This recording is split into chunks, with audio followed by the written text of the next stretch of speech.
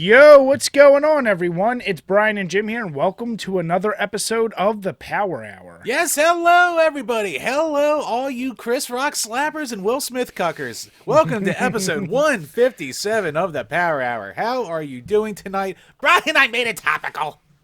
You did, and you know what, Jim? I gotta say, I'm proud of you this week. You know, usually I give you hell for things you write on Twitter, and it's mostly deserved. But I was proud to see even you were getting as tired as I was of the friggin' memes. Because I've never seen... We've talked about other memes, like how they're lazy. I learned about the Will Smith thing probably, 8 o'clock this morning when I first checked any feeds. And then, sure enough, every time I was on Twitter or Facebook or Instagram, I was drowning in the memes. And I was like, I'm done. I was done by like noon. And I saw like you reposted maybe like 2 or 3 of them. But then I did like your tweet of the wanting to see, was it Wendy's or... Wendy's and Arby's. As soon as Wendy's and Arby's gets involved, it's dead. Once the corporates do the memes, then like I was like, can these please do it so I don't have to hear this anymore? Like, I don't think I've had meme burnout. Like, I went through the 7 stages of meme love like within 6 hours. It was like, oh, what's this? Oh, this is funny. Holy shit, these are really funny. Okay, it's getting a little tired now. Okay, I'm kind of sick of these. And then a few, I'm like, all right, this one's still pretty good. And then I'm just done with it. Yeah, I'm beyond done with it. It's unfortunately something that's going to spark over. Jim, what annoyed you more? I mean, and thank God, memes obviously have been big long enough, but remember that stupid ass like picture when all the celebrities did at the Oscar when they did the selfie? Oh, yeah. And people like meme that for way too long, but it didn't get so drenched because that wasn't the time. Yeah, this is gonna be crazy. Yeah, fucking. What memes do I remember being this burnout on this quickly? Like the red flag meme. That was like a day before I got sick of it. There was something else too. I can't even remember. There was something very recently. I remember you and I think ended up agreeing there too, where I was like, "Wow, they really overdid it with like I was tired of it so quickly." Yep. But yeah, I'll be so happy when this meme bubble dies. It will. I'll be happy when it's fully gone. It's never gone away, Brian. Jim, it all goes away eventually. Memes will never die. They will. It's been a progression, Brian. Relevancy. You should worry about what they will become. See, they used to be wholesome rage faces and little what do you call it? Emotional, inspirational quotes and shit like that. Now we're in our current memes. And who knows what the fuck's? Who knows? The world is our oyster, Brian. Jim, staying topical. I want to get your take very quickly on that. Oh, are you okay with what he did? Not okay with it? I'm just curious what your thoughts are. I think he's a broken man. Don't do the open relationship, kings. If they bring it up, consider it over. Just walk away because you don't. I mean, he's been called a cuck online for like 3 years straight now. Like you reach a breaking point. So didn't have to be Chris Rock. Should he have slapped him? No. Should Chris Rock have said something? Okay, this is gonna make me sound. Alopecia's not that big of a deal, and I get it's worse. Like hair loss is way worse for women. Like obviously. So, like, I can definitely see her being upset about it, but I just don't like Jada Pinkett Smith. So, like, she's turned our man into a husk of himself. So, it's just, and she, like, have you ever heard her podcast? No, it is. I would never. Awful. They did an episode of it on Who Are These Podcasts, which just, like, roast bad podcasts. And it's just her daughter, and her mom fucking talking about how much they like to whore around, which, hey, have your fun, but, like, ugh, God. Like, don't just be talking about banging other dudes, when you're whatever. So, but should Chris have said it? Probably not. Should Smith have hit him? Probably not. Do they all kind of look bad? Yes. I think Will still looks worse. I think if he just smacked him and sat down, that would look less bad than the yapping from the crowd. I think that's when I went, all right, tough guy. I mean, the yapping from the crowd was weird because he had already did the act. Yeah, or just do the yapping from the crowd and don't smack or something. Like, I don't know. I know that it was weird. Or, the weirdest part. You're front row at a fucking award show with a comedian on stage. You know it's coming. Well, that's the part, and everyone had their different takes on. He was laughing at first. She made a face. Camera cuts away. She must have said something to him. Oh, and then things were said. I'm sure. And then that happened. It's just like you said. I think he's a broken dude. And I don't know if I can say I feel sorry because he does have the option to walk away from her if she's making him into this miserable ball of emotions that can make him snap and smack somebody in the face. You probably need to leave. That's I don't probably know. not the healthiest thing. I mean, at the end of the day, if you're like really deep in the trenches, either side of who's right or wrong in this, take a step back. No. Let's just remember that millionaire celebrities aren't people. They are just tools for entertainment, and you shouldn't care about them one way or the other. Just sit back and enjoy the clown show. I think the one thing you said, though, I did not think that was of all. Could you imagine if Ricky Gervais was digging into her? What his kind of take would have been? Like, Chris Rock he just said G.I. Jane. I'm like, that's not even offensive. Like, that wasn't even kind of offensive. It was just like... I mean, apparently Rebel Wilson broke out a cuck joke, like, what do you call it? Or just a straight up calling her a whore kind of thing, like a couple shows ago that they weren't at. So I'm sure this has been, it's a whole thing. So yeah. Whatever. Just fuck celebrities. I don't care. You know what? It made it interesting. I don't care. I don't care about the Oscars anyway. So the only thing not being the Twitter guy like you, I do like taking the peek in there. As we said, unfortunately, everything is tribal now. And I love as you said, the in the trenches reactions of like how at bat people are going for either of them who have no no skin in the game as to who cares what happens next. Nothing's going to happen next. Let's be honest. But I know Chris Rock already issued a statement kind of basically apologizing for it. And Will Smith just apologized. I mean, I'm sure it was his publicist, but whatever. I don't care. I'm and they're talking about taking away his Oscar. Let him have his fucking Oscar. I don't care. There are so many worse people that they've given Oscars to that they've never taken them away from. Don't fucking... And let's be honest. Who cares? Who the fuck cares about the... have you ever been I need to see this movie because it's an Oscar winner? I have watched so many more Video Music Awards in my day than I ever did the Oscars. So I just don't fucking care. Yeah, it's a weird one. But yes, thank you for being topical and good work on that tweet, Jim. Yeah. I approve 100%. I can't wait to let you down in the future, Brian. Oh, I know it's coming.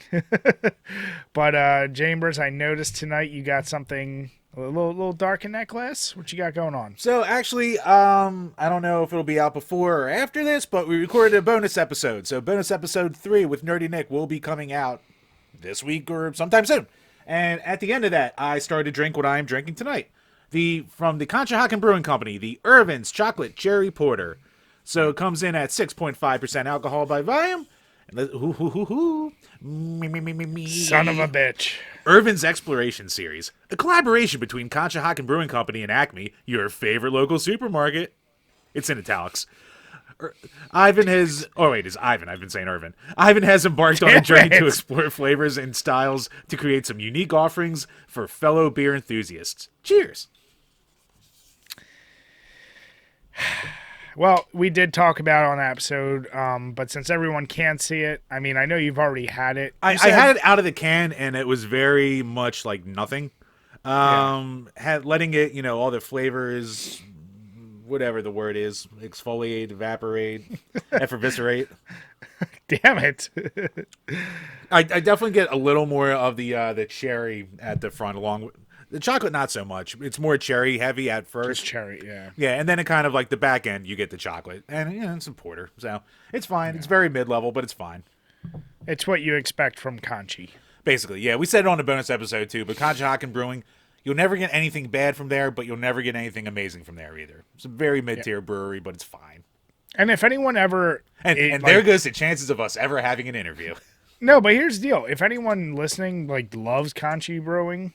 Let us know what's your favorite beer, because I'll be honest, the best thing I had from them was their Blood Orange IPA, and that was years ago.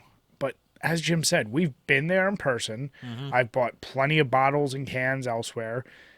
I just never get oh my god, this is great. And granted, if you ever look at their reviews and stuff, yeah, no one ever slams them, but no one's ever the must-have beers of PA. It never makes that list, so. I'm kind of curious if maybe they've done anything different. So I'm just curious. So you guys let us know. But I'm steaking. Steaking. I'm sticking with Philly as well with Yards, and I got their variety pack. Classic. Their IPA, which I'll be honest, not a huge fan of. They have so many things much better than this. It's been so long since I had it. I was like, let me give it a go, because there are plenty of things from Yards I really, really like. This isn't one of them. I was like just trying to give it a go, and this is like what I would call the most bare bones IPA, and I think I'm at that stage now where the standard like West Coast style, which is what this is, it doesn't do it for me. If I'm going to drink an IPA and enjoy it, it's probably got to be hazy or a double or something. Like I want a little bit more of that citrusy, like funky, like haziness to it, not just the pine taste of the West Coast IPAs. So as you can see, crystal clear. Yeah, it's just very meh. Yeah, that's the best I can say. Stick with the brawler if you're going to Yards. So Yards does have good stuff, but yeah, I remember having your IPA and being like, eh. You know what I did have this weekend? Did you ever have their Loyal Lager? I think so. It's been a while since I've been down there. Yeah, that was really, really good and I don't even know what type of lager it is, but it was like, I had it super fast too, but delicious. I love their Presidents, and I'm calling it their President series. But did you ever have, it's like the Washington Porter, the Jefferson. Oh yeah. Something else. Yeah. Each one of those are really delicious. So I highly, highly recommend those as well. Yeah, no, those are always solid. But yeah, no, Yards is a pretty good brewery. Yeah. And as you guys definitely already noticed, unfortunately, Jim and I aren't together this week. Since I am sickies, I will apologize if you hear me being all sniffly. I didn't want to give Jim the sickness. Yeah. So, yeah. Me and Brian do too much snuggling when we meet up. What can I say? He's a good little spoon. Yeah, wait. So, Chambers, we should also mention, by the time you're watching this video, by the next day, you will see our update for the Level 50 Club. Now, we haven't been able to get a whole lot done this month. But I know you and I are both playing a few games. So how's Elden Ring treating you? Dude, I only had like a fucking maybe an hour or two this whole week to goddamn game. So yeah, I played more Elden Ring. I did more grinding. I'm still having fun with it, but I'm only like 6-7 hours in, so I've barely scratched the tip of it. Like, it's gonna take me forever to beat this fucking game. And actually, before we recorded tonight, like, I had a little bit of time to myself as the wife was giving the kid a bath, so I was like, maybe I'll finally get lucky. Maybe I'll like trip over my dick and finally get a win in Tetris 99. So I gave it like 5 goes, and the best I did was like 12th place. It's like, God damn it, this is never gonna happen. So I gave it a shot. Tried to get that lucky all in, that Yahtzee. You want to get that win? Yeah, one of these days, one of these years. Is that always gonna be the monkey on your back until you get it? Dude, that's my fucking white whale. Just getting that win one time. Jim, as soon as you win it, are you just uninstalling it? Yes. Uninstall it, burn that Switch, get a new one. I was about to say, just out of principle, I'm going to smash that Switch in half and fucking just buy a new one. Yeah. I'm curious. Like I said, I'm so curious to see how you do with Elden Ring, because like I said, I knew you'd love the fact that it piss off Elden Ring fans, and we'll be talking about that a little bit later. It's easy to do. But for all intents and purposes, no story, no real like thought put into that kind of stuff. I don't need any of that George R.R. Martin gibberish. Like, fucking just skip through it. Let me just die a shitload to overpowered enemies, and I have no problem dying again and again. Well, you and I talked, like, it was, I always knew you loved Fallout New Vegas when you did the hardcore, because you liked the added like micromanagement, so you clearly don't hate grindiness. Yeah. But obviously I think like this past year, it's been fair to say like you've been turned on to a lot more roguelikes, where like like Hades and a few other games where like, oh yeah, Hades and Binding of Isaac and shit. Yeah, basically call those grinds too. Yeah, kind of. Especially Hades, you need to grind in Hades. Yeah. So it's like, is this Jim's new little forte here? Well, you know what? Are you moving away from shooters into grindy RP? Or, well, I guess that's technically an RPG. Yeah, it's like an open world RPG adventure. Yeah. It's everything mixed together. But you know what? I've never, for whatever reason, like whenever I get into it, I don't mind a grind. Like the only Final Fantasy I ever finished was Final Fantasy 1. and that is literally like 3 lines of dialogue and just all grinding. Nice. Have you, other than those two, anything else you've been working on? Nah, I gotta start getting around to some of the. We do have. So we were gonna record a Patreon review this week. We'll probably push it off to next week just because we want to be together for these and give you your money's worth. But I'm gonna start working on game capture for some of the other or game requests we have that came in. So we're getting to it, people. We know it's been taking a while, but I'm sorry. But we try to give you the best review we can. So we're not trying to just shit it out for you. Yeah. Yeah, and this past week, gaming-wise, similarly, I haven't done much. I dived a little bit deeper into Witcher 3. I did start playing, based on our conversation with Nick, Infernax. Oh, nice. And, dude, he was right on. I already texted him. I was like, dude, great recommendation. It is Castlevania 2 meets Zelda 2. It's really well done. The control is damn near perfect, but it's like in that perfect 8-bit. The soundtrack, the look is awesome. I know he said it was like 4 hours. It's tricky, and especially like if you don't use a guide. And there was one part, call it a spoiler if you want, because he mentioned it. There's some parts like Castlevania 2. So I came to a wall that looks suspiciously like Castlevania 2, where you have to kneel down and a tornado comes. Sure enough, I was like, let me just fuck around and try.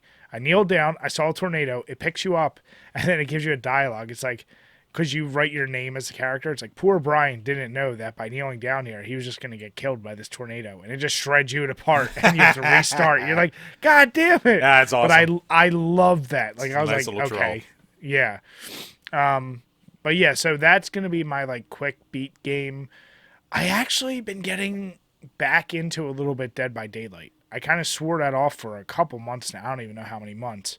And I always did enjoy my time with that game, but it got way too much and I got too involved. But so like, I think they're trying to do a lot of fixes. For a few months. Oh yeah. And it still is like, it's one of my most hated and favorite games at the same time. Favorite because when it works amazing. But when it's not, and it's just a sweaty ass, like annoying fest, like a lot of multiplayer games become, I despise it. So right now I'm trying to just like every couple days, I'll play for like a half an hour if I can, so I don't get oversaturated with it. But hoping this month, like you, we can get a few more games down for level 50. Yep. Yeah, maybe having a nice little breather of a month is a nice little break, and then we can go hard again. Yeah. And Jim, while we've been topical, covered our drinking and our gaming, forgot to give a huge thank you to the Thought Cops for last week. Oh, fuck. I meant to do that, and then we just jumped right into goddamn... Yes, thank you, Gavin and Grant, for coming on last week. So, yeah, always have a great time talking to them. They've done our show a few times. We've done theirs a few times. It's always great. Yeah. Bunch of hilarious guys. Definitely make sure to check out their YouTube and where you can find their podcast. Yeah, can't wait to see them again. Thank you guys for coming on. Always appreciate it. Their Discord blew up today with this whole Chris Rock and thing. So I'm sure they'll have to be talking about it. I can only imagine. They have a way more active Discord than we do, but in ours we just had some memery going on. Link below if you want to join our Discord. And but over theirs it was just like notifications. Yeah. Yeah. They're gonna have I can't wait to see their next episode when they're gonna have to talk about it. But no, thank you guys for coming on once again. And as Jim mentioned, since we are getting around, we're gonna have that next review out for. Did we say the game before? Did we? I don't know. No, we did. We did. Yeah, we did. Okay, yeah. Yeah, California Games. So California Games, and then as Jim mentioned, we are recording that next week. God damn it, we will get that video recorded next week. Yep, and we'll also have a bonus drinking video available. Maybe I'll make that one available even before it, just so you guys can see. Yeah. But, as a little extra thank you, as Jim said, because, we definitely, when we do reviews, we want to do them together. We want to make sure we spend plenty of time with the game, so it's not rushed. And then the next Patreon review will be getting done as well. So, thank you guys for sticking with us. But speaking of Patreon, Jim, I know we got some questions in this week. So what do we got? Patreon.com/DrinkABeerandPlayAGame, where for as little as $2 a month, you can ask a question that we will answer on each and every single one of these Power Hour podcasts. First up from JD Maines. Triple H is retiring, and I'd like to know y'all's take on one of the great Attitude Era legends. Do you think this could be a publicity stunt to generate hype for a move to AEW? I hope not, but kind of do. I'll let you go first, Bri. Triple H is, in my opinion, like the N64. In retrospective, everyone seems to hate him. But when we were watching him as a kid, we all liked to do the spit thing. We liked that he was part of DX. When he was Hunter Hearst Helmsley, he was a great villain. In the moment, we all liked him. But then when you look back, everyone's like, oh, he was boring. He was this. And now people really only care that he basically created NXT. So I think he's underappreciated for what he did. Was he a more generic? Yeah, of course. But was he also pivotal in a lot of the storylines you loved as a kid? And this is coming from me and Jim at 35 years old. Yes. 36. So I always really liked him. I fell out of wrestling probably around 2005, 2006, so I can't speak to his career after that point. But I always thought it was cool. One of the craziest body transformations of clear steroid use I've ever seen. Probably explains a heart issue. He's saying it's genetic. I'm going questionable. Yeah. I mean, I now realize how good he was as the Blue Blood, the Hunter Hearst Helmsley role, because how much I hated him. Oh, yeah. Kind of like Matt Damon in The Departed. Like, I just hate that character, but you're supposed to. When he was in DX, I always thought of him as a side character. Even when Shawn Michaels left and he was the leader, I cared more about like the other members. But as the game, I was like, he's kind of cool. And the whole like sledgehammer thing, whatever. I liked him. I don't get why he has so much hate now.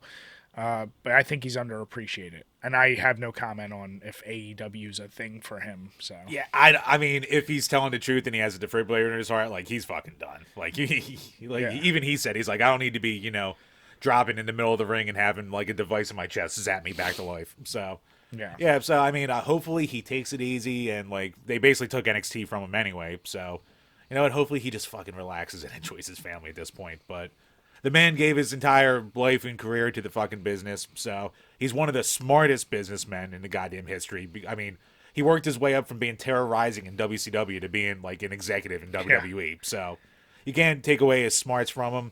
Every time he was the top guy, it's what I always kind of like stopped watching for a while. Like I always liked him, and like I could.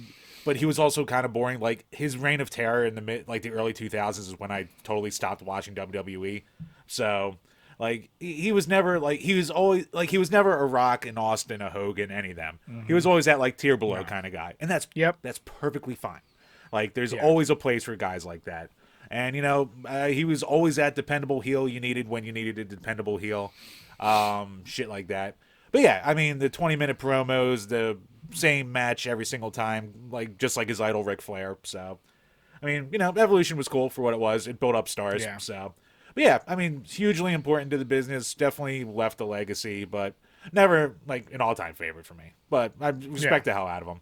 And you know what? Like anytime it was a live show in like the 2010s that I would go to, and like his music would hit and he would come out, the place popped. So, like he is a star and he is a legend. So, like he knew what he was doing. And I will say, his theme, Our Time, dude, that thing hits really fucking hard. His Our Time theme is underrated because like everything, it got overshadowed by the game theme, obviously. Like that was his theme going forward, and like you know what? I'm in a camp. I prefer Our Time. I also prefer Our Time because maybe call us boomers, but you know what? I fucking loved Our Time, and like the game's a cool song, and actually, it's great. King of Kings is a cool song too. His other Motorhead theme that he would sometimes break out, but I don't know, something about Our Time, man. Especially that opening, that like, especially maybe because we had those Attitude, the green and black disc. Oh yeah, Volume 4. Yep. Like, dude, like that song was just really, really well done. Volume 4 is the best WWF album because it has Our Time. It was the first one with Jericho's theme, and it had D'Lo Brown's theme. Yep. He looking at the real deal now. Woo! Now, that theme is, I agree 100%. I off the top of my head, it probably could be in my top 10 like favorite themes. Yeah, when I rank him as a wrestler, I'd put him probably as a B. You know, I think he's right there. Like you said, he should be a gatekeeper. I also He like if just he needed to had, be reeled in, but he had too much power. Like his promos were too yeah, long, his matches were too long, and he was like the top guy too much. for sure. And that's why I said like he is definitely generic. I'm not saying he was like a oh my god amazing worker. But he also had one of the funnest moves to do to your buddies, the pedigree, and it's an underrated finisher because it is like such a weird like you feel like you're exposing the dude. So I don't know. It was such a cool looking finisher at that time, especially when he was triple like Hunter Hearst Helmsley. That I always appreciate that finisher. Dude, fucking, if you want to watch like those like wrestling fail videos, like back when he first started doing it and he didn't release the arms. So like he's just Yeah. driving poor job guys' heads and necks right into the fucking neck. Yeah. Oh god, it's And brutal. he almost used to like he used to get some wicked air where they would almost like be pile driven onto their heads, Yeah, it not looked just dirty. flat. And Yeah. that's when Vince still kept the ring like super hard, so it wasn't any bounce to it because he thought it looked good and No. sounded goofy. Like, oh god, Dude, I get on these binges of watching like finishing move like highlights, and yeah, poor jobbers, man. They get from every wrestler. They get so fucked up.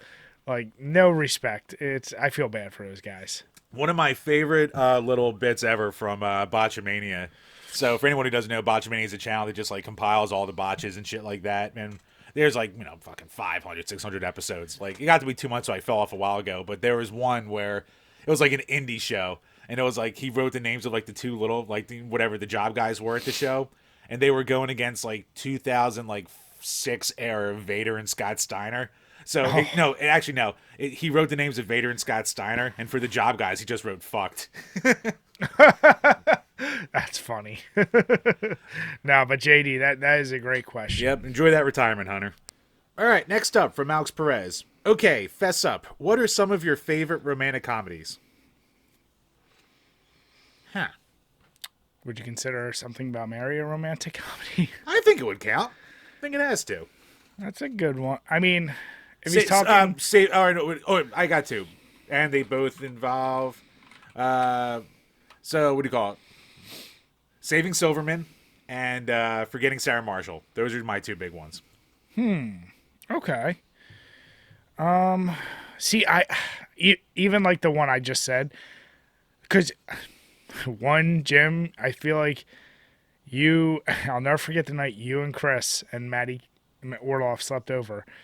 How many times did you guys watch The Girl Next Door? Oh yeah, we watched it. We watched it like 3 times in a row that night. Yeah. Goddamn, 2003 era Alicia Cuthbert. Oh my god. So that might have to be there for me. I'm looking at what I just typed in, like romantic comedies. Yeah, Girl Next Door was always a good one. It's funny. Like, what they consider rom-coms, I would not consider it. But yeah, no, I'll go. Bri, just say Eat, Pray, Love like we know you want to. I've never seen that one. I've seen some terrible shit. Trust me. Like my wife made me watch This Means War, but I've seen that. Yeah, I've seen that because of the wife as well. yeah, but yeah, The Girl Next Door probably. See, I have a ton of rom-coms I saw from the 2000s because as a kid in high school at that age, going to movies every single weekend with the girlfriends because that's where you make out and do whatever. Yeah, I saw. Jim, you loved What Women Want with Mel Gibson and Helen Hunt. Yeah. Or About Schmidt. Give me some of that Kathy Bates. Haven't seen that one. Son of a bitch. Yeah, there's a. It's funny they have Groundhog Day as a rom com.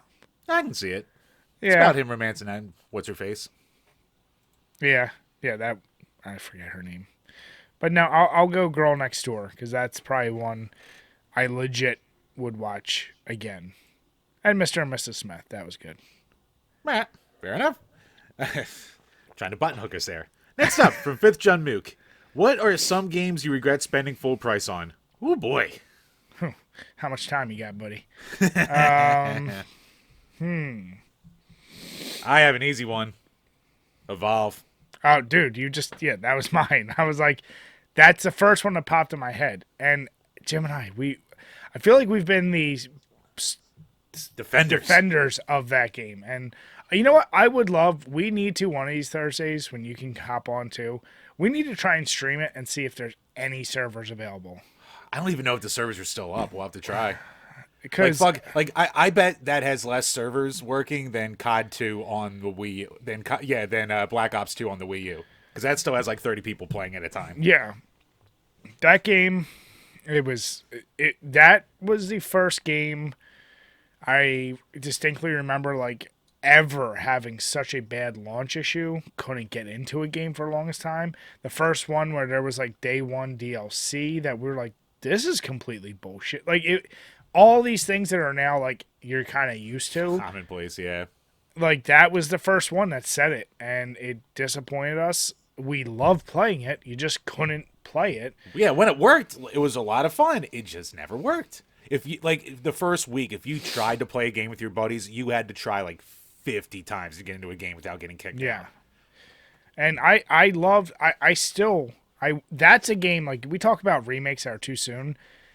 If that just had a different developer that was willing to give you the dedicated servers, like I really enjoyed all the different classes. And I think like since then there was like another like release of like extra characters, extra monsters that I've never even played. They did a revamp like a year and a half later, like a reboot, relaunch. I think they made it free completely for new players to get into it. And like from what everyone said, like it was like, oh, they actually made it pretty cool this time. But by then, absolutely no one cared and no one played it. So what is it with like that and like Titanfall? Like why could they just not? Poor fucking Titanfall. Titanfall deserved so much more love than it got. Yeah, Titanfall was actually good and worked, but fucking just no one ever took to it. Which like is it just the large thing versus smaller things people can't get over? Like I don't get what it is that. I hear people complain about the Titans, but it's like, then that's the gimmick. Besides, like the parkour shit, like learn to use the Titans. That was the thing. Yeah. But for me, that is. I'm trying to think if there's any other full price I paid on games.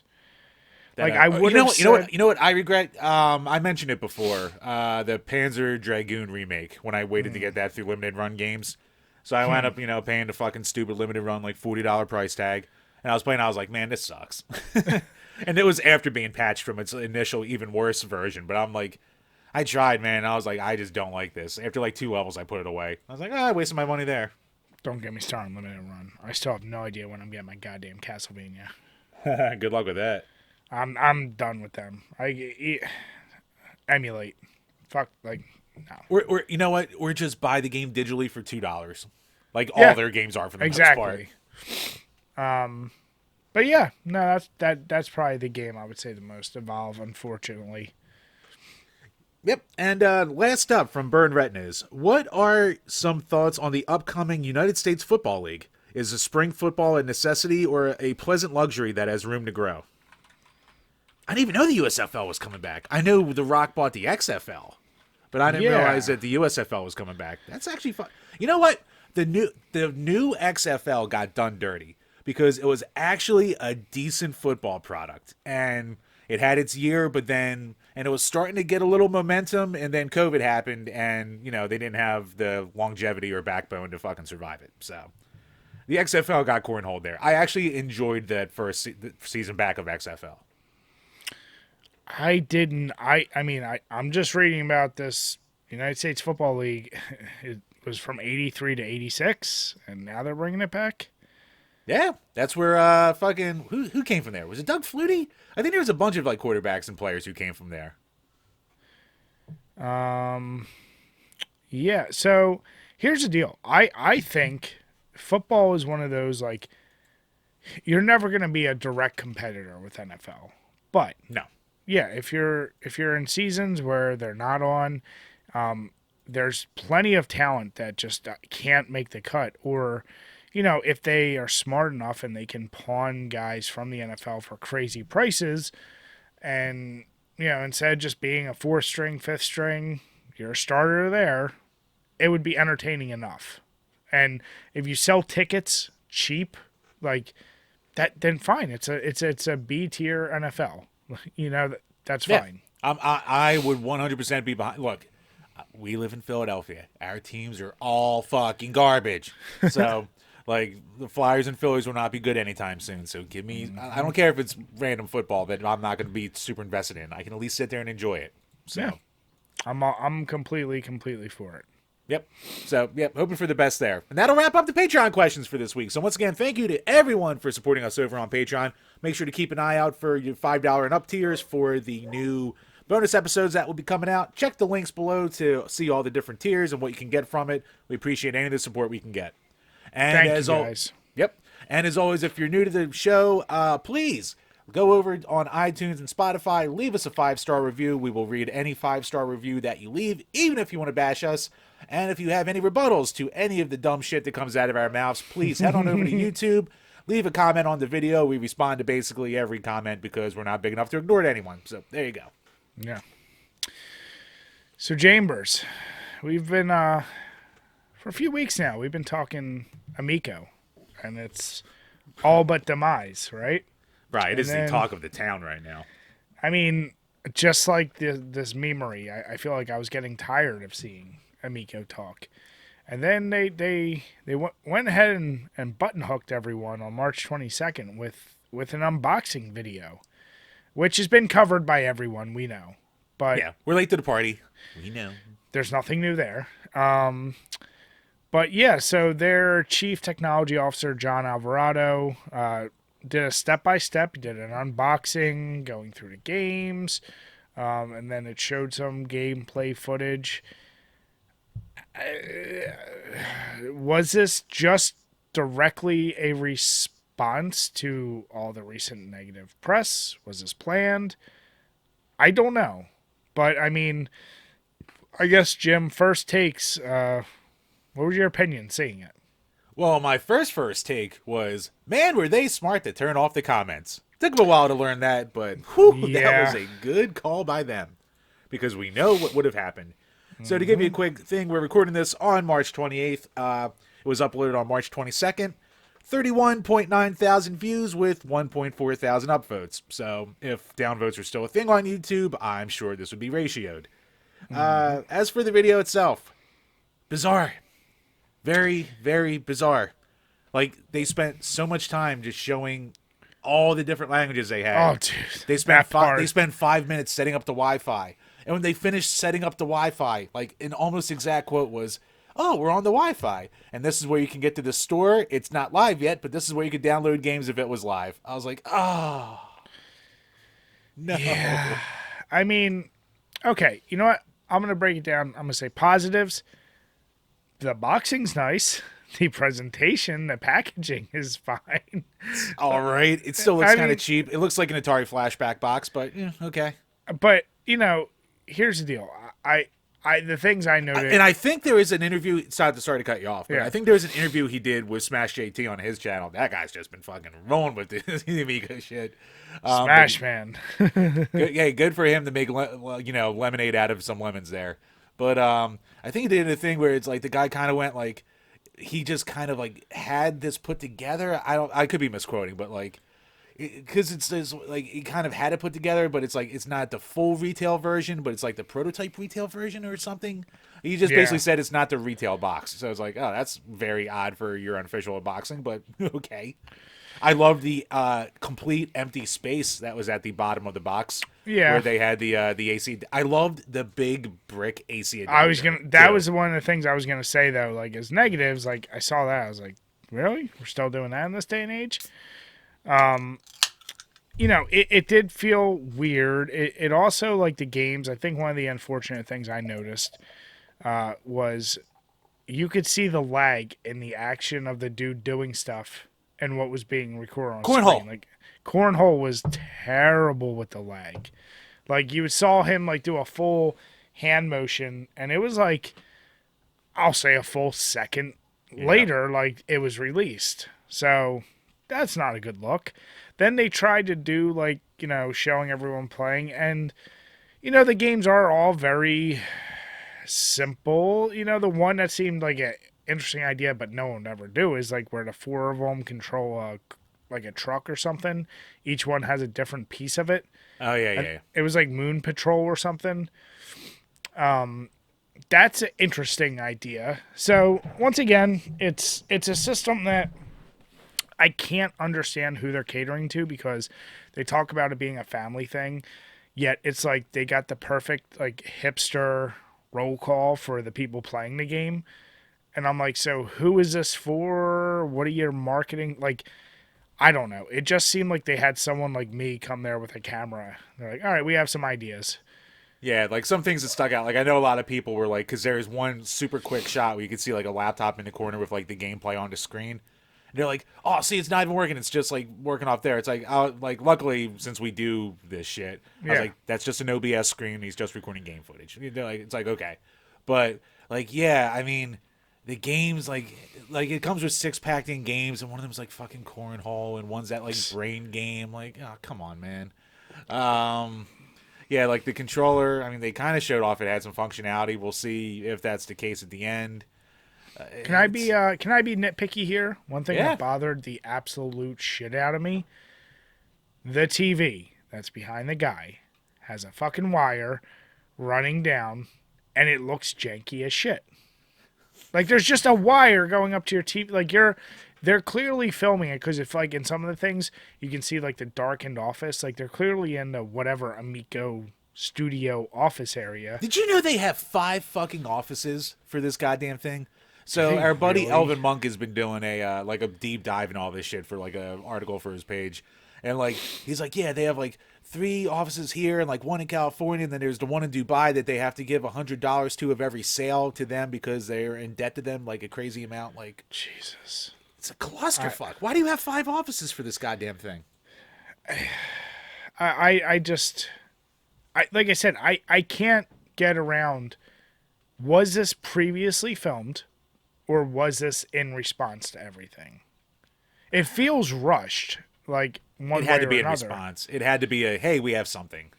Yeah, yeah. I don't know. Like, And to your thing about like, I honestly think they're just like marketing it to like Christians at this point because they just keep saying no violence, family friendly, no microtransactions, and they just kept saying that again and again and again. So it's like, I guess they're going for like the super uptight family unit kind of deal, but even then, you could just get a Switch and just get a bunch of friendly games on there. So for the same yeah, price. and I don't know. Once again, I've said it all the way through. I feel bad because there are plenty of people, like you mentioned, Smash, like who have invested serious money into this thing. You know what? Apparently, there's only like 6,000 pre-orders for it. So that's not a ton, but the people who have pre-ordered have obviously dumped a shitload of money into it if they've raised like $10 million up to this point, That's worrisome. Yeah. which they've burned through, or however much they've raised to this point, which they've already burned through in their $8 million in debt. And according to that release they had with the SEC, if they don't get another backer, they'll be out of business by July. So I just, I don't know how you make it right for those folks. I feel bad. And if there's people out there, like I said, I'm just trying to imagine, like, who is that audience that doesn't get what they need from the Switch or an old console or something? Like, even if you're saying, like, the Christian doesn't want violence group, like, you can kind of get away with that with the Switch and just limit what games you play on it or yeah, the Wii or, like, whatever. Like, I don't know. It just, the more I think about it, the more I'm like, you and I said, I don't think it was done with negative intention, but it was done very ignorantly and silly. So yeah, it was Tommy Tallarico's vanity project, and ooh boy. I mean, let's put it this way, Jim. Is there any chance this thing still gets released? Unless they have some miracle backer, absolutely not. And even with a miracle backer, probably not. Oh boy, is this gonna though be somehow? Let's assume like that call it a prototype or whatever, a working unit. Let's say they have a couple hundred legit working units. How fast after they announce, like, do you start seeing that shit popping up for sale, like for some crazy amount of money for weird collectors to buy? Oh no, I mean collectors will eat it up. I mean, we know a couple of friends who have it pre-ordered and shit like that. So, like they got their, that bizarre thing where they got their games sent to them like 3 months ago, but they don't have a system to play it on. And since it's all RFID NFT chips, they probably will never have anything. So they just have weird boxes. So yeah, I mean, it's just fucking weird, man. Jim, what would you do if they released River Raid for a game for that? How much do you have to dump to complete the collection? Brian, that will be called backer number 6001. Yeah. It's a weird video. And like I said, I'm sure everyone see it, and I'm playing it as we're speaking here. In television, the only good thing you did, like Jim said at the beginning, turning off the comments. How have they been, though? Like, how has that whole crew and, like, Tommy Talrico been as far as commenting to people? Have they all been radio silent? I don't know about the rest of them, but Tommy's definitely gone radio silent.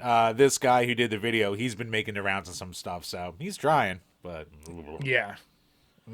That is heavy lies to crown for him. Yeah, so you guys let us know, once again, what are your takes on it? Do you think anything's going to come from it? Do you think it was kind of a weird show? I don't know. I wouldn't have wanted to be that guy doing the video anyway. I feel like, no. That poor guy is going to become a meme onto itself. Yeah, I'm sure. Like, I think everyone, like, it hasn't really been memed that much. Everyone's just kind of going, all right. Like, it's like beyond memeing at this point. We're all just going, okay, dude. Yeah. Yeah. So we'll keep following it. Like, as things like this pop up, we'll definitely talk about it. But Brian, speaking of memes. Oh, these ones, you know what, Jim? I said at the beginning I hate them, but this one in particular warmed my heart to the core. So, Brian, as we have said multiple times, my favorite segment on this goddamn show is Gamers Mad, where the gamers get mad about something and we decide whether or not it's warranted. And the first one, we have two this week. The first one comes to us from a infamous name, also speaking of vanity, in the industry, comes to us from good old Cliff Bleszinski. So for those who don't know, he was a big-time worker on like Unreal and God of War, and then he eventually made his own company, and everything that came out from there like flopped and was a disaster. So he's kind of a meme at this point, and he also like he had all that early success, so he was kind of like one of those first big loudmouth like thinks he's a rock star Western game developers. So he's an annoying, obnoxious asshole. He's kind of a meme at this point. He's not a one-hit wonder, but his prime has definitely passed him by. But god damn it, can you fucking gamers make me want to side with him on something? Why are you making me side with Cliffy B? God damn you people. So the crime that he committed. And the picture's here right now, so. Yep. He shared a meme. He didn't even make the meme. He just shared a meme. And wrote giggle. And he wrote, like you said, giggle. And the meme is two Wojaks. So you have the nerdy Wojak on top saying, me. All these are just reskins of the same game, and it shows a bunch of Call of Duties in a row. And then at the bottom, it says, also me, with the pointing Soyjacks pointing to all the FromSoft games, like Demon Souls, Bloodborne, Dark Souls 2 and 3, and Elden Ring. And the fucking Twitter exploded. Jim, where is the lie? There is none.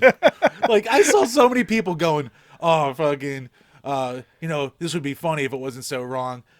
They're all fucking Souls games. Yes, they tweaked the gameplay a little bit. Elden Ring's a Souls game in an open world. 2 and 3 tweaked the mechanics here and there. Bloodborne made it more, approachable with less like of the blocking and shit like that, and the setting. Sekiro's all about just, fucking parrying, and you don't even level up. Like, I get there's little differences, but it's the same fucking game. Stop, dude. Stop it. That's the joke that they can't appreciate. Like, now here's the deal. Call of Duty's been called a reskin every year. And you and I have been big fans, but we've never said it to we've been like, yes, I feel I could be wrong. You're the Twitter guy. But COD fans, we know what we are, and we know what we like, and we've never tried to defend, be like, but they're so different in this one. You got jetpacks. Like, you know, I feel like you're just like, yeah, we're paying just like sports gamers. Like you're paying for a reskin of the old engine and every yearly release. But it's not wrong, dude. Like I've played 2 of the Dark Souls, Bloodborne. You're playing Elden Ring now. Yeah, in every game you're doing the same shit. You're grinding, you're rolling, you're rolling, you're rolling, you're avoiding hits. You get to fire pits or whatever. Like that's all you do in those games. And I'm sorry, they are the same. I love that it stirred people up and that someone was willing to write that because of how loved it Elden Ring is. 1,300 quote tweets. Yeah. Like people, you want to say the same thing about fighting, racing, horror, and literally every other genre? Yes, that's the fucking point. Yeah. One guy going, "Oh, these are different, and you know, they have different worlds and different mechanics and different dish."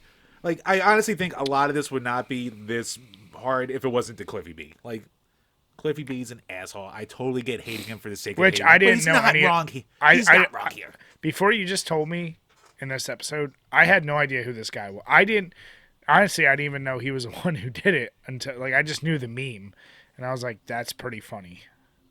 Right. And some of the even some people I like decent streamers God. Cliffy's inability to understand the key gameplay difference of Elden Ring, Bloodborne, and Souls games speaks more to his abilities as a dev than to taste as consumers. Come on, Flamenco, stop. You're better than this. Come on, man. Oh, God. Just people being just everyone's so goddamn man. And then there's a lot of people who are are this ocean man. The difference is the base game that Souls keeps iterating is on actually good as opposed to Call of Duty's bread and butter dog shit remix with U.S. military propaganda. Shut up.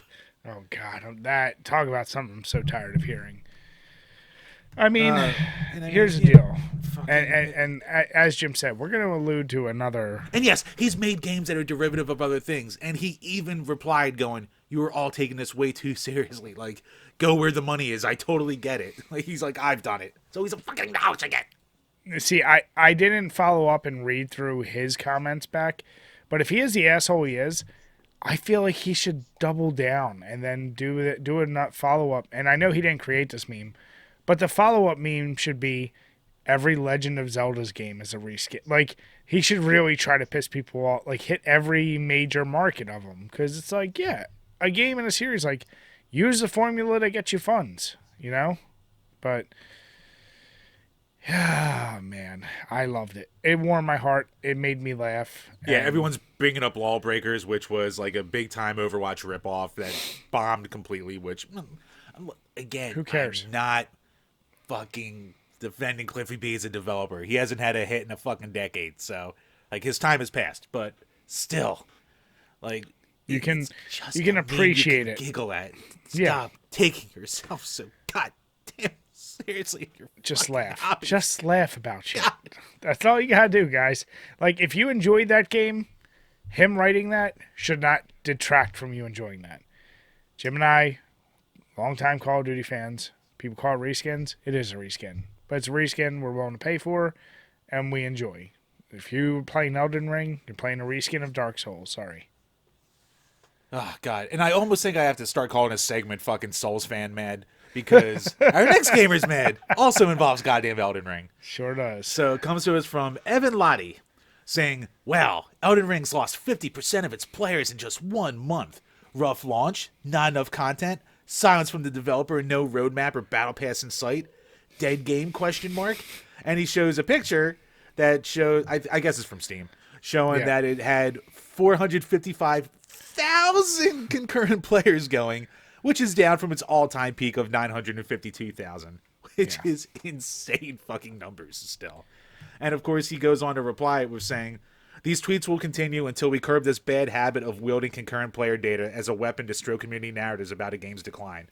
Yeah. Which I am 100% with. I can't fucking stand when people are like, "Oh man, it's only got 10,000 people playing it on Twitch. This is a dead game." It's like, motherfucker, if it sells like 5 million copies, and just because people aren't playing it on Twitch, it doesn't fucking matter. Playing it on Twitch, and they use Steam as well. Like, you do realize, majority of gamers still are console based, whether it be Switch, Xbox, PS5. Like, Steam numbers are their own thing. Like, it doesn't matter. And that's what he goes on. Like, yeah, I like this guy's thread. And he's making a mockery of all these, and I'm going to put this as biggest quotation mark because they're not real, gaming journalists that have to write up like Battlefield's dead after this because it's down 70% on Steam, da-da-da-da-da. So he's just poking at the bear. He's saying, like, okay, you're doing it about these particular games. I'm going to do it about Elden Ring. And yeah, the numbers of course drop because that's what games do. They drop after a month or so. Excuse me. So I love it, but man, oh man, was the butthurt real. Yeah, and please check the replies because, what do you call it, he even starts posting some of his favorite replies that he got from people. And, like, this is just perfect bait. This is perfect bait. I love this guy. I've never seen him until now. I guess he's like the editor-in-chief of PC Gamer Magazine or something like that. But, like, you know what? I shit on journalists a lot, but you, sir, have made a fan today. Yeah. It's who can get the most, the baity thing out there. You know what? His worked. I applaud it. Keep doing stuff like that. Piss people off. Yep. So fucking like you Soulsborne fans, you From Software people, you need to stop. You need to calm down. It's fine. It's fine. Your little niche game's finally getting popular and people are liking it. And when you know what happens when things get popular, people start to shit on it. That's a good thing. It's a sign that people are actually paying attention. It's like, hey, and From Software fans, be aware. This Elden Ring success, it will probably bring more games, but they will become more produced for the populace because now they have a potential to make more money. So they'll probably become easier. There'll probably be like some adjustments that the hardcore fans won't like. So enjoy the success. But yeah, you know, for fans of a game that enjoy dying over and over, you sure can't take tweets very well. We can make hardcore games. Shut up. Yeah. Oh man, I like I said, both of those, Jim, they truly warm my heart. I said the gamers get mad about some goofy shit, but man, oh man, I would love to meet that person in real life who's actually this upset about this shit. Like, I want to see, can they shake a hand firm? Can they look you in the eye? I don't think they can, Jim. Can they shake my dick? Damn it, Jim. What? Look, I'm just trying to get off here. Just leave the man be. Just touch it. just say hi to it. Damn it. Oh, Jim. Speaking of bit, actually, this is an old segment that we haven't been able to do in a while. But when we can, they hit hard.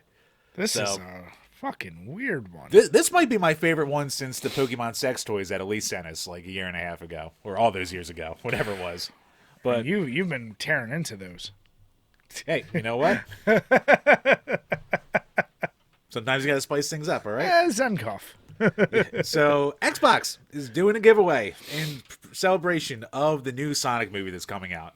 So what they are doing is they are making custom-made Xbox Series S console and controllers. So the picture we have here just shows off the controllers, but there's also a really fucking cool-looking console with like a ring around like the speaker part of the system and like a cool graphic on there. The controllers are the interesting part. The controllers are everything here. Right. Have you ever needed a gateway drug into being a furry? Because this is it. Jim, just looking at that, my hands were sweating. Like, you're a sweaty fuck. Yeah, how uncomfortable would it be to use those? Like, but how pleasurable would it be to use those, Brian? Well, granted, no. Here's the deal. No one's actually using those. This will ultimately become the next YouTube thumbnail of the person with the shocked face next to it. God, or I hope the it's Instagram, me. or the this, or the that, or the ultimate Sonic fan of holding up both of them displayed like we have our shit displayed behind us. And they'll have 12 copies of them.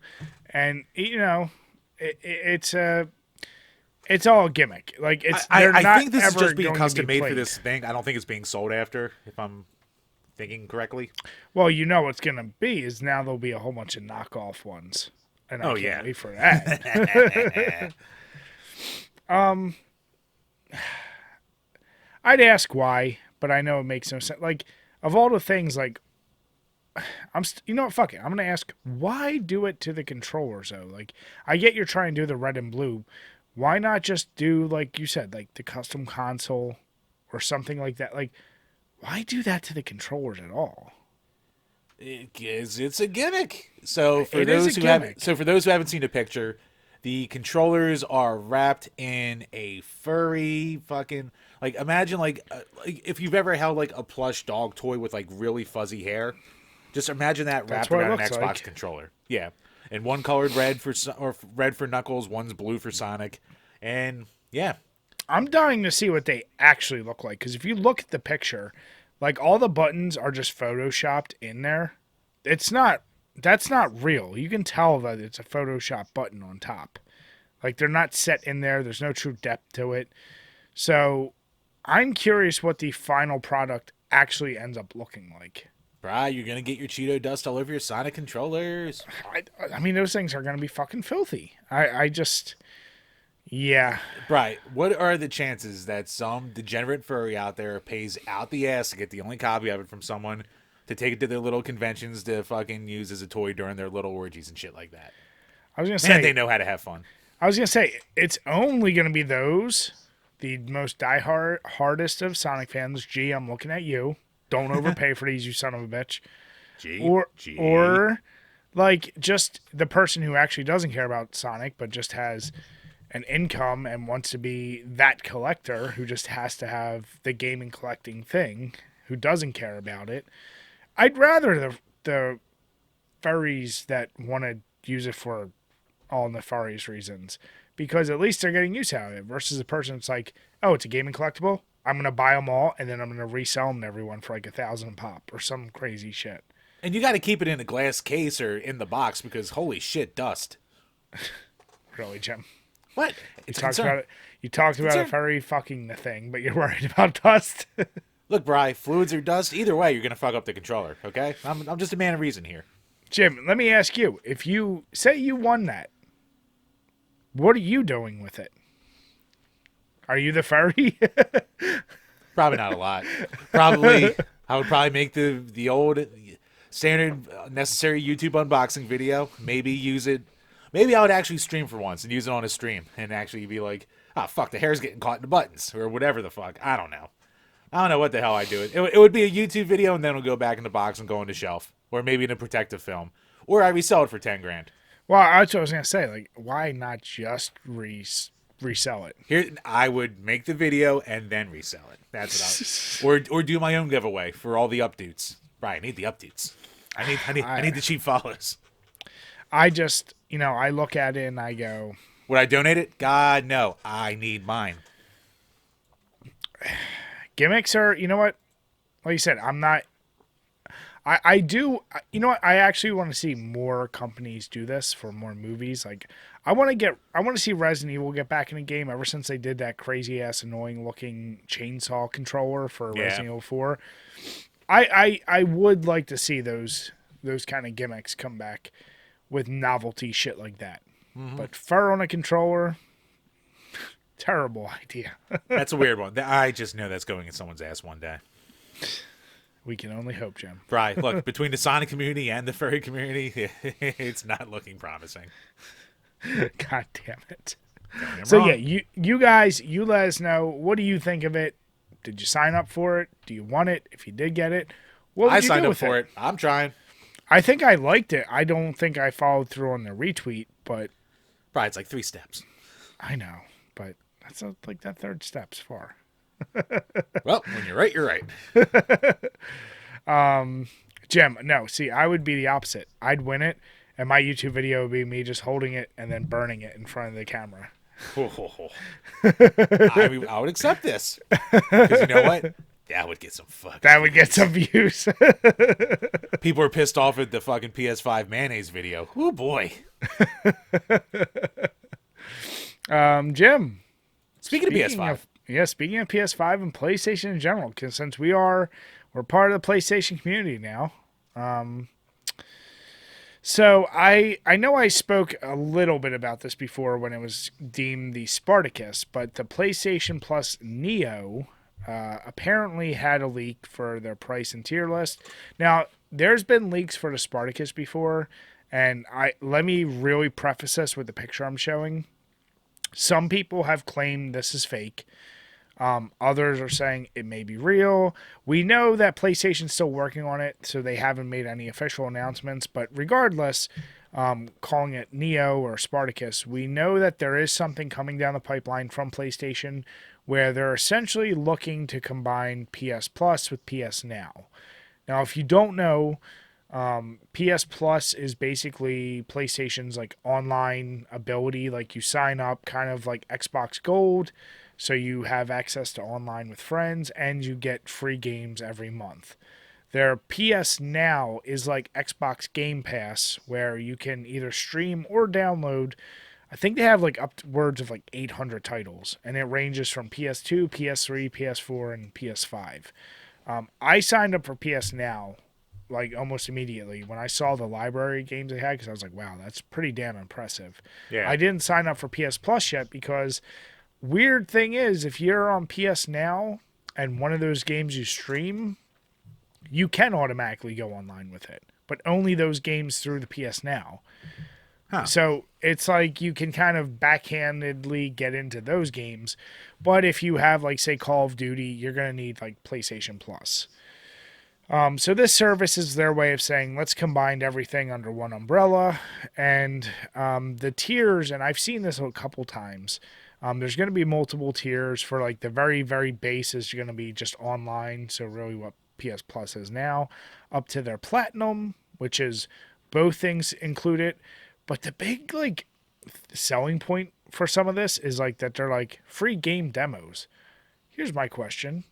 Who the fuck plays a game demo anymore? Like, who downloads a game? Like, other than when you would get it as a CD as a bonus or something like that, like, unless it was Resident Evil 7, like, one shot where it was the alpha demo, I don't give two shits about playing a demo of a game. I don't know if No, actually, what do you call it? People do get hyped for demos and play demos. It's just developers don't make demos anymore because they're more worried about getting their day one. Like, they don't want to risk people being like, oh, this game's not that good, and putting it out there and then not getting all their day one pre-orders and shit. So, but here's the deal. I think these demos aren't like what I'm talking about, where like RE7 I was excited for because it wasn't the final game, but it was a demo of what the game would be.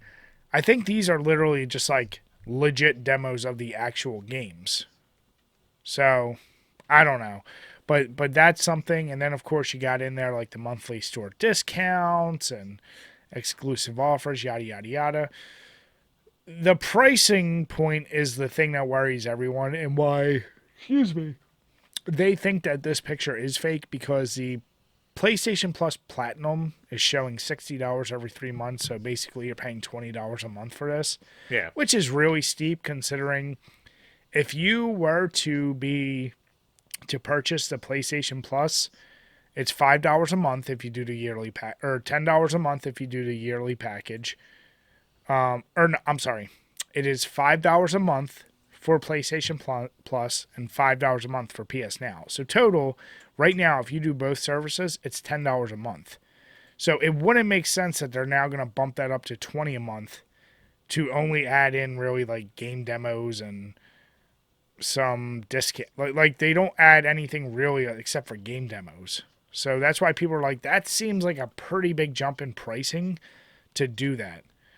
Unless there's something else they're going to offer. So they think that's one of the main reasons why they're considering this picture. Even besides like the offers at the store and like the backwards compatible titles you can stream. Which is what they cool already do. Oh, okay. Yeah, because like PS Now, that's the thing is like, and the thing I don't like what it addresses is there's a whole list of games from PS Now, from PS2, PS3, PS4, where you can actually download them, but then there's others that you can only stream. That game I mentioned in the Level 50 Club update, the Mutant Blob Attacks, that one I could only stream. And I have really good internet, and there was even some moments where like that stuttered a little bit, but that was fine because it's a single player game. So streaming the games is always kind of weird because you never really have it there. And yeah, the exclusive offers is what PS Plus offers already. So if you remember, you get like a discount on certain games. I don't know what the pricing point should be or will be. If it was like 15 a month, I think everyone would be kind of okay with it. 20 a month though is kind of steep unless there's something else they're going to offer within that. Yeah, like 'Cause, this can't be the price point because like it's just not offering enough, and it's still like not like they have a huge building like player base and shit like that, but Yeah. it's still not offering enough to take over Game Pass in my opinion. So no. And that's and if you have the both number. consoles like we basically do, like I wouldn't pay for this over having Game Pass and shit. Not at this No. point. And that's why like PS Now made sense to me for $5 a month because now I can play some games that are way too expensive for PS3 that I can just stream or download right now. And there's, like I said, 800 some odd titles. And there's a lot of great PS exclusives that I'm not going to go try to get a PS3 game right now. They're too friggin' expensive. So, as it comes down the line, I want to keep track of this because I want to see where it goes.